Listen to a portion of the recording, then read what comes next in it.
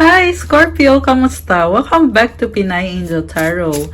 This is your extended reading. Ayan. Extended ba or bonus reading? Ayan. Para sa mga Scorpio. And full moon reading po ito, guys. Kamusta kayo lahat, mga Scorpio? Napansin ko na kayo yung may pinakamataas na views sa aking monthly kapalaran reading para sa buwan ng November. Kaya po kayo merong bonus reading. So, tingnan natin kung anong energies ang connected sa'yo ngayon. Okay. Sa love and career. Depende kung anong cards ang lalabas, guys. So, like nyo na tong video na to. Very special kasi meron kang bonus reading. O, diba? Noong nakaraan, nag-extended reading si Scorpio eh. So, kung gusto nyo po magkaroon ulit ng ganitong extended na readings, make sure na mag-like at mag-comments kayo kasi yan po yung basihan ko eh. Kung maraming likes, maraming views, maraming comments, share nyo din sa mga kapwa Scorpio nyo. Scorpio din ako, guys, kaya yan siguro ang isa din sa dahilan kung bakit ni-enjoy ng mga Scorpio yung readings nyo sa channel na to. So, tingnan muna natin yung oracle messages. Nga pala, full moon po tayo today. So, that's the reason kung bakit meron tayong reading, full moon reading. Okay, unang mensahe for Scorpio. Let go. Walk away from this situation in order to resolve it. Kailangan mo talikuran ng sitwasyon na yan. Yung pagtalikod mo, yan na din ang aayos sa sitwasyon.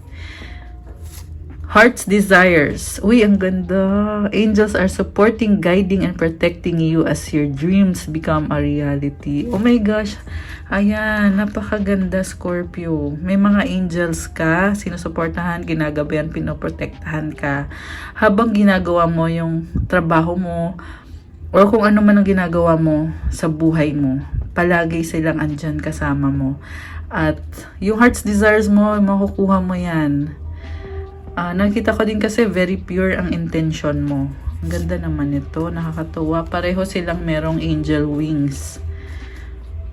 Meron kang kailangan talikuran. Okay? Kita mo sabi let go. Tapos ito nakatalikod na siya. Kaya katatalikod kasi uunahin mo muna yung foundation mo. Kumbaga, yung sarili mo muna. Diyan ka muna magsisimula. Ayusin mo yung sarili mo, yung buhay mo. Things will follow. And along the way, unti-unting nagiging reality yung mga pangarap mo. Next cards. Victim consciousness, Phoenix rising. Nagkaroon ka ng stress sa buhay. Ngayon, ito ka, bumabangon ka. Para kang Phoenix na namamayagpag. Tama ba? Ayan, bumabangon ka eh. Si Scorpio kasi, ugali na ng Scorpio yan na bumabangon ka kapag nangyari na yung mga challenges na yan. Merong nagtatapos pero talagang ikaw ay bumabangon at sa pagbangon mo, mas lalo kang nagiging malakas. Ganda naman ito. Phoenix rising. Okay. Hindi lahat perfect, guys, pero kayang-kaya mo. Bumabangon ka eh. Okay, so from the tarot, overall energy is Knight of Pentacles. Slow but steady progress. Tuloy-tuloy lang ang pag-improve ng buhay mo, pag-improve mo sa sarili mo. Mukhang very practical ka ngayon. You are on the right path. So, wala ka namang pakialam sa mga external forces ngayon. Merong horse dito, very determined and focused ka. Pagpatuloy mo yung laban, okay? Yung pagsisikap mo at yung perseverance mo, yan yung ano mo talaga ngayon, yung weapon mo talaga ngayon. So, ayan, good luck sa'yo sa journey mo. Mukhang mahaba yung journey mo, Scorpio. Parang pakiramdam mo ngayon, ang tagal, ang bagal, pero kailangan magsikap. Meron siyang glove, oh. It symbolizes na pagod na yung kamay mo. Ibig sabihin, pinagtrabahuhan mo yan, pinagsikapan mo yan. So, wag mo basta-basta sukuan. Always pray kasi God will help you na para magpatuloy lang or ipagpatuloy yung ginagawa mo. Okay, sa recent past, the World, the Hanged Man, the Tower. Merong ending and new beginning, transformation. Merong isang sitwasyon na pinaglaban mo ng kay tagal-tagal. Dumating ka rin sa point na na-realize mo na parang sandali, tama pa ba tong ginagawa ko? Possible na meron kayong ka-deal na person. Ang nakita ko is long distance, o kung hindi man long distance, mabagal yung movement ng person mo. So, ang nangyayari is, yun na nga, pinaglaban mo talaga. Ginawa mo lahat. Yung best ginawa mo. Tapos ngayon, biglang dumating yung panahon na parang nag-iisip ka, tama ba yung ginawa ko? Ano bang nangyari? At nagkakaroon ka din ng lessons learned. On the process ka. Okay, sa current energies mo, 10 of Cups, King of Cups, 5 of Pentacles. Oh my gosh. Blessings, happiness. And nahirapan ka eh. Sa ngayon parang andun yung feeling na may nawala sa'yo. Kita mo pilay siya. Oh. Ayan. Pero sa totoo lang, gagawin mo kung ano yung sa tingin mo ay best para sa'yo at yung pangarap mo talaga, ma-achieve mo talaga. May wish fulfillment ka dito. So, ayan, congrats sa'yo. Merong happiness and merong love. So, sa love life mo, ang nakita ko dito parang 50-50 eh. Kasi nagtitiis ka. Kasi mahal mo siya, may mga pangarap kayo. Mukhang kailangan yung pag-usapan ng person mo yan. Kasi sa totoo lang, malalim yung pagmamahal mo sa kanya, pero hindi mo na rin kaya yung sitwasyon nyo. Kaya lumabas tong card na to eh. Ikaw kasi palagi mong pinaglalaban kahit nahihirapan ka. Yan yung lumabas dito. Nagtitiis ka lang eh. Ano lang eh, push lang kahit sa loob-loob mo. Ang hirap naman ito. Dami kong hindi alam pero laban lang. Ayan. So, alam mo kasi yung worth mo eh. Alam mo kung anong deserve mo. Ayaw mo magsettle sa hindi magandang relasyon. Pero dahil sa mahal mo yung taong yan, kaya ka nagtitiis. And kailangan nyo din ng conversation para once and for all, mabalanse mo yung sitwasyon. Ngayon, oo, binabalanse mo talaga, pero yung connection nyo ng person nyo, andun pa yung feeling mo na hindi ka pa niya binibigyan ng kung ano yung fair para sa'yo. Andun pa rin yung feeling na unfair yung ginagawa niya. So, sa near future, Page of Wands, Two of Wands, and Page of Swords. Bagong-bago yung energy mo dito. Nakita ko na gusto mo magsimula kayo ulit ng taong yan. Curious ka kung ano na ba ngayon, kumusta na ba siya ngayon, ano na bang sitwasyon nyo ngayon. And mukhang naghihintay ka ng tamang panahon para sa inyo. Gusto mo pa rin siya. Okay, gusto mo pa rin yung taong yan. Parang nagbago ka eh. Ewan ko kung anong pagbabago to, guys. May nagbago sa'yo, Scorpio. Sa pagbabago na to, nakita ko na mas mas daring, mas bold, mas passionate. Kasi Wands is energy of passion yan eh. Mas mas attractive ka. Okay, which is magandang balita yon. Okay, good luck sa'yo. Okay, so i-clarify natin, bakit mabagal? Bakit mabagal yung movement ng love life ni Scorpio? Love life. So, the Sun, 5 of Wands, 3 of Cups, 10 of Pentacles sa bottom of the deck. Alam mo, very practical kasi kayo eh. Baka may kadil kang earth sign, Capricorn, Taurus, Virgo, or kahit naman sino or anong zodiac sign niya, hindi naman din nagmamatter. Pero ang nakita ko dito, may pinagsamahan na kayo ng taong yan. Merong bahay din na lumabas dito. Baka magkasama kayo sa bahay or meron kayong bahay. Yung iba naman, merong aso. Oh. Ayan. Merong family. Yung iba merong pera, baka nag-ipon kayo pareho ng pera para sa future nyo. And then, ang nangyari dito, kaya mabagal. Okay, so merong Sun, parang si Scorpio kasi, ikaw yung nagdadala ng ideas sa relationship nyo eh. Kaso lang, merong competition dito na nakita ko. So, siguro magkakaiba kayo ng gusto ng person na yan. Tsaka mukhang marami ka din ka-deal na tao. Possible na pareho kayo, maraming tao sa paligid nyo. Kaya yung relasyon nyo yung nagsasuffer. So, ayan, medyo maingay guys kasi may ginagawa dito sa bidding namin. So, pagpasensyahan nyo na yung ingay. Okay? So, tuloy ko lang yung reading nyo. So, meron ako nakita na nagsastruggle kayo guys. Pero, thankful pa rin kayo na sa lahat ng mga nangyari sa buhay nyo. Kasi marami din kasing blessings na dumating. Ayan. Parang very competitive pareho kayo ng person mo. Kaya nakafocus sa kanya-kanya yung path. Posible magkaiba kayo ng career. Sa recent past, ano yung ending na to? 9 of Swords, Ace of Wands, the Moon. Overthinking ka dito, nalilito ka, may gusto kang gawin. Gusto mo unahin yung sarili mo. 8 of Cups, tumalikod ka at hinihil mo yung sarili mo. Pero sa isip-isip mo, hindi pa rin tapos lahat. Kaya ka nalilito, ano na ba to? Ano na bang susunod? Gusto ko nang ilaban ito, pero nalilito pa ako. Hindi ko pa gets yung mga bagay-bagay. Hindi ko pa gets yung person na ka-deal ko. So, nagkakos ng anxiety, overthinking sa'yo. Okay.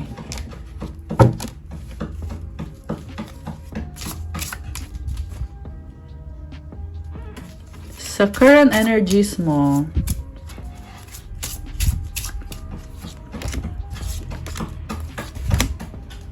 sorry guys, suminto ako kasi na-distract ako sa ingay. Kasi may construction dito sa building namin eh. Okay. So sa current energies, King of Swords, King of Wands, 6 of Cups.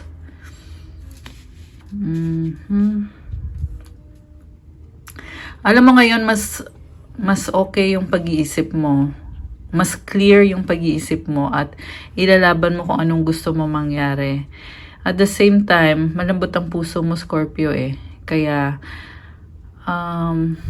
alam mo, maganda yung cards mo ngayon sa current energies mo. And I feel like, kaya mong harapin yung taong yan.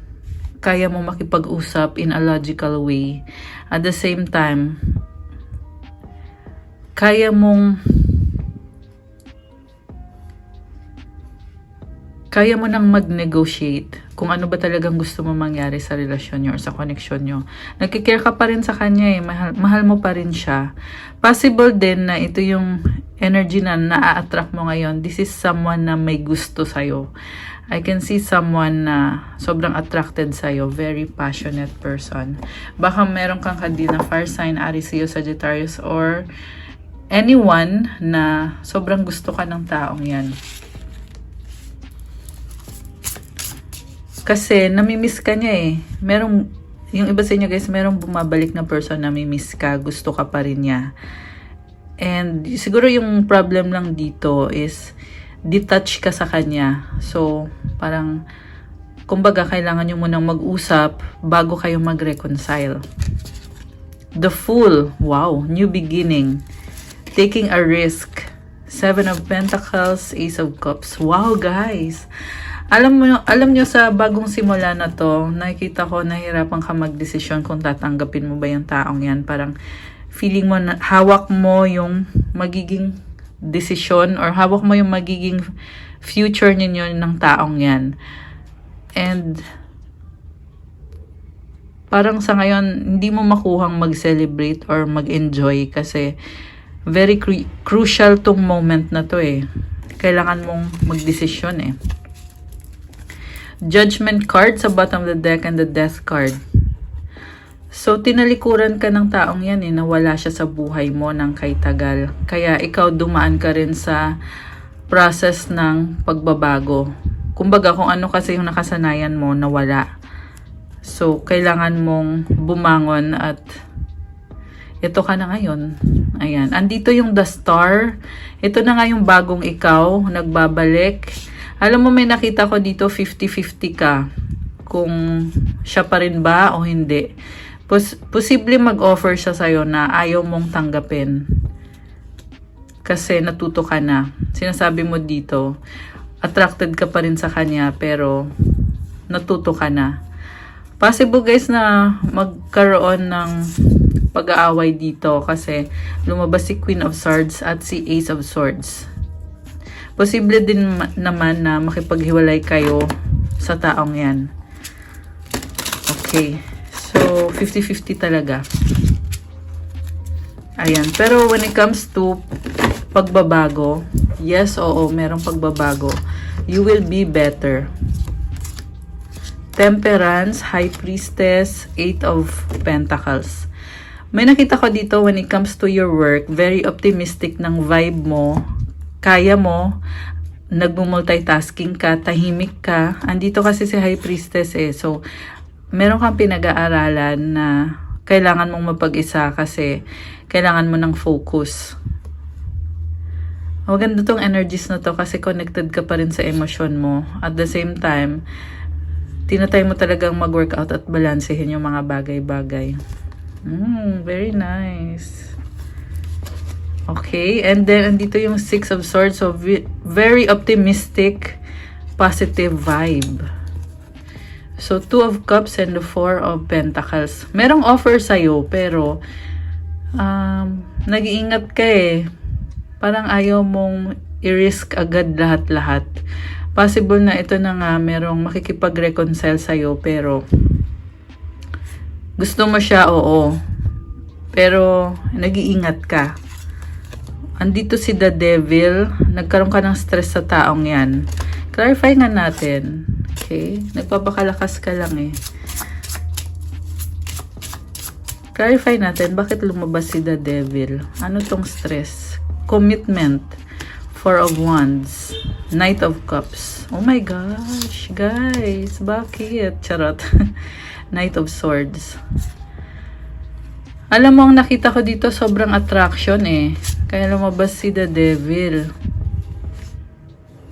Parang gusto niya magkaroon ulit ng physical attraction and intimacy.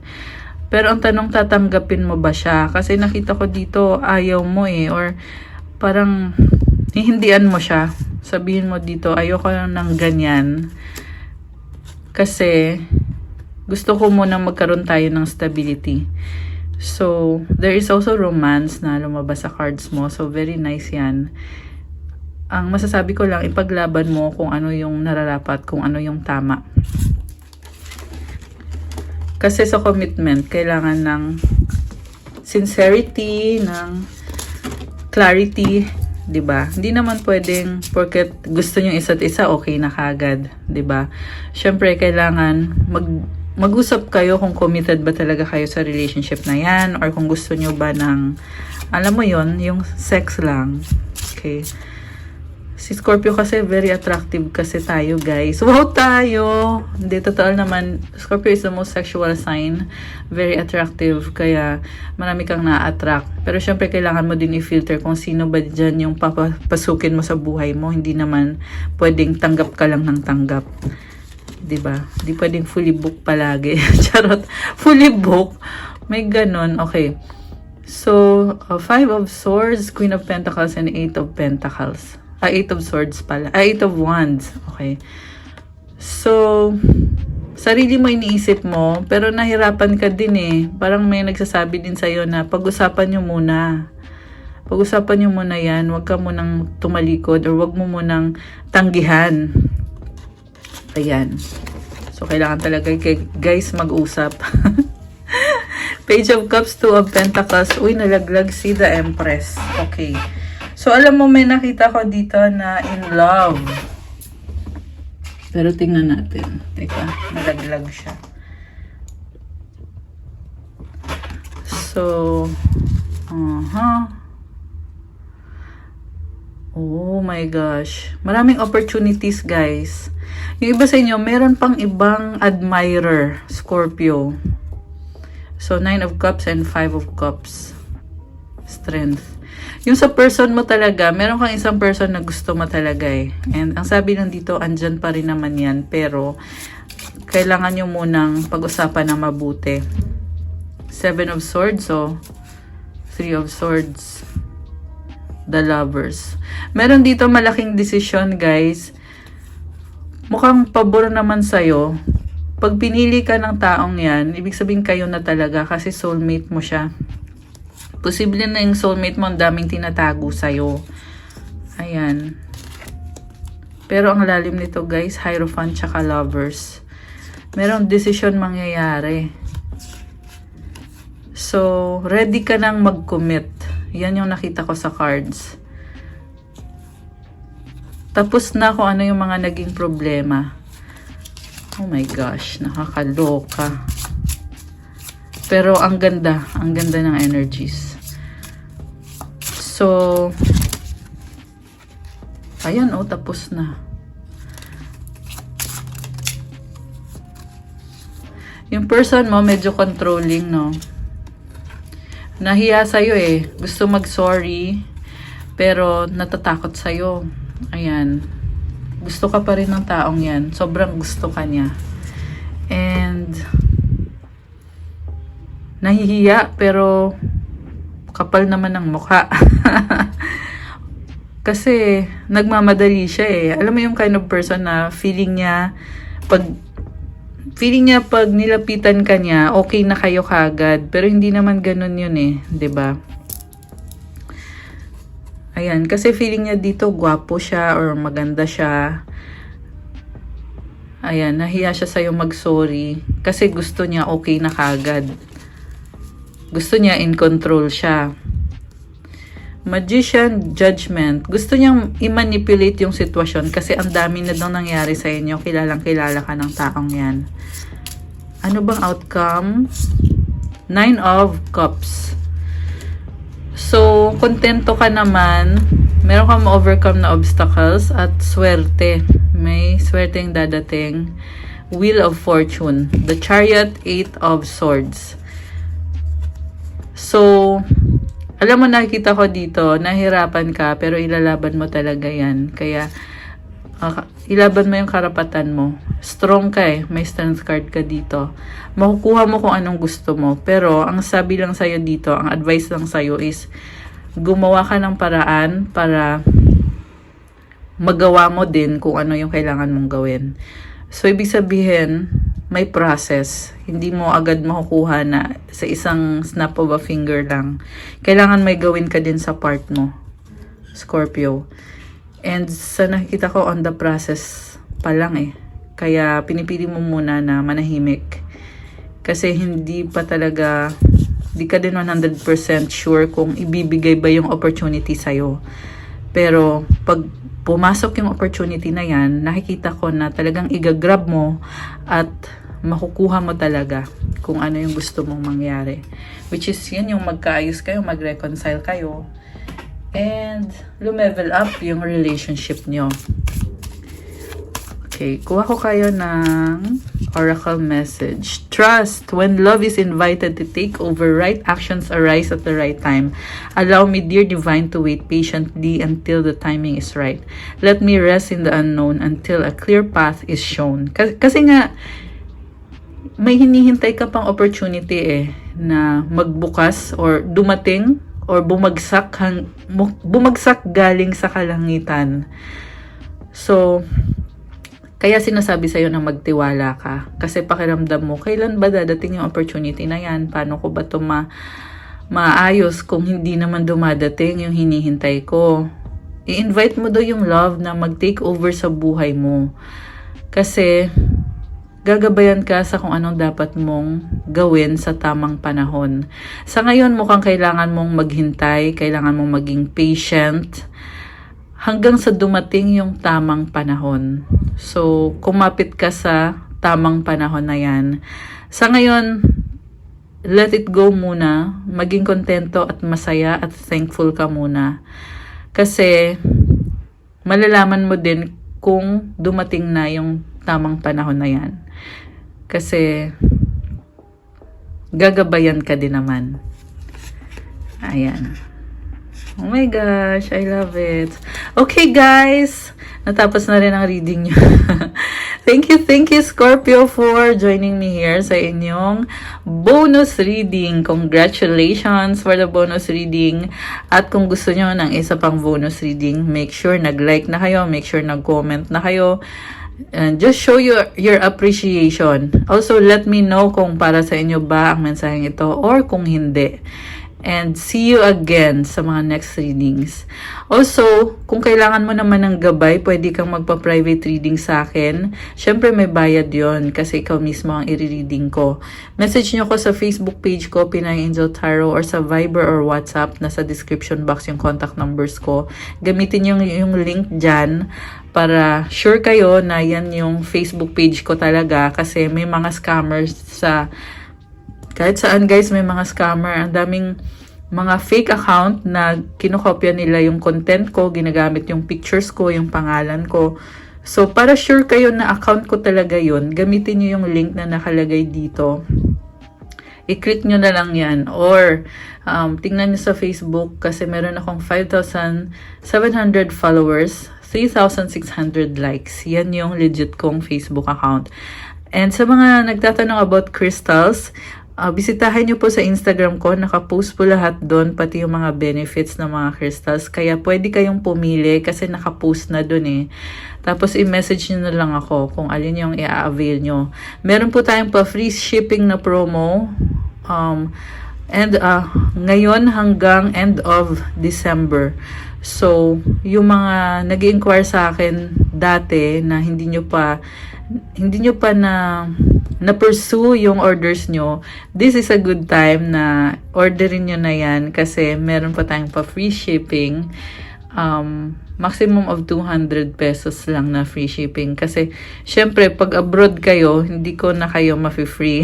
Bibigyan ko na lang kayo ng discount na 200 pesos. Ganon yun. Ganon yung sistema natin. Kasi, ang free po natin, yung mga nasa Metro Manila or kahit sa Visayas, na mga shipping fee. And sa ano naman, ayun guys, so marami at iba-iba for love, for career, wealth, prosperity, abundance. Tingnan nyo po doon para kayo na mismo ang pumili. So, thank you so much, Scorpio! I love you guys. I'll see you again soon, okay? God bless po sa lahat. And stay safe. Bye!